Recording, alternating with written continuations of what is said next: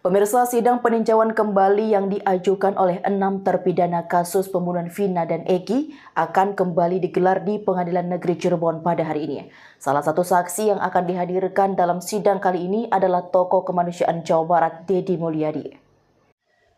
Pada hari ini, Deddy Mulyadi, mantan Bupati Purwakarta yang menjabat dari 2008 hingga 2018, dihadirkan sebagai saksi dalam sidang peninjauan kembali kasus pembunuhan Vina dan Eki di Pengadilan Negeri Cirebon, Jawa Barat. Kehadiran Deddy Mulyadi menjadi sorotan penting dalam proses hukum yang berlangsung, mengingat perannya sebagai tokoh masyarakat dan kemanusiaan di Jawa Barat. Deddy Mulyadi memberikan kesaksian sebagai testimonium de audito, yang artinya kesaksian mengenai apa yang didengar dari orang lain. Dalam konteks ini, Deddy Mulyadi telah melakukan penyajian data terkait kasus tersebut, memberikan wawasan tentang situasi yang sebenarnya tanpa melakukan investigasi langsung.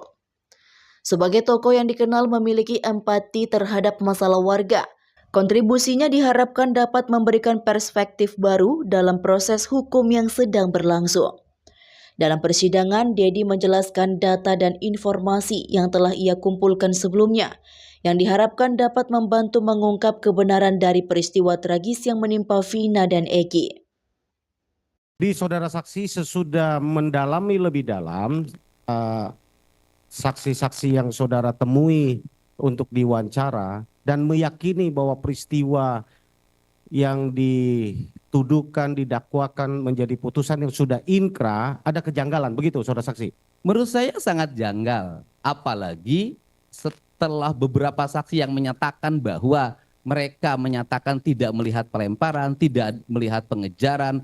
Banyak saksi yang menyatakan anak-anak itu ada nginep di rumahnya anaknya Pak RT Pastren, berkumpul di rumahnya Ibu Nining, kemudian berkumpul di rumahnya Hadi, kemudian juga saudara Aldi pada malam itu juga, dan saudara Sakat Tatal malah pada malam itu mengantar motor yang mogok ke bengkel.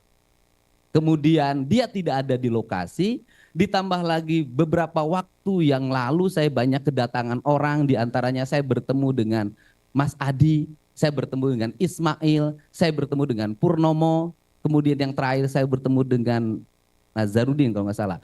Nah, mereka menyatakan melihat langsung bahwa yang terjadi peristiwanya adalah pada malam minggu dalam keadaan gerimis, Eki dan Vina mengendarai motor dalam keadaan kencang, kemudian motornya zigzag sambil ketawa-ketawa dan seperti dalam keadaan mabuk, terpeleset, kemudian menabrak bibir trotoar dan kepalanya membentur tiang PJU. Dan dia menyatakan bahwa itu peristiwa murni kecelakaan tunggal.